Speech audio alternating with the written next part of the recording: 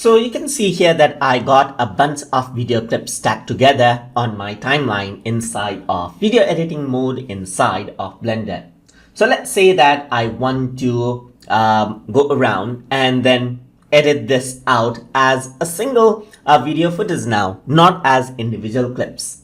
So in order to do that, you can actually create another scene and import this scene within it. So to do that, I'm going to go around over here on to scene on the top, and then I'm going to click on scene right here.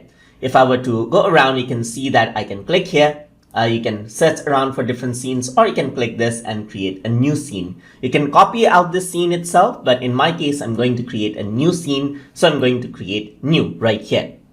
So once I do that, I got an entirely new scene, as you can see. So now, in order to go back to the other scene, you simply go around over here and then you can go back. But here, what I want to do is I want to import out the previous scene. So what I can do is I can go around and go to add right here, go to scene and select the scene that I want to add, and then you'll have that scene right here.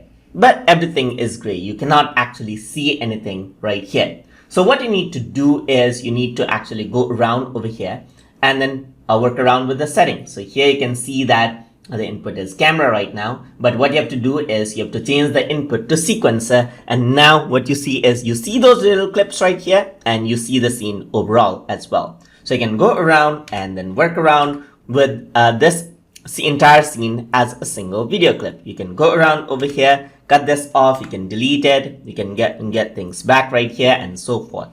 And if you want to make changes to this particular scene, then of course you can go around over here onto the particular scene right here. Let's say I want candle in the beginning right here, and then I want to change around the sequence of the scene. You can actually go around over here onto scene 1 now, and everything else, as you can see, so will change around. So you can see that this is how it works.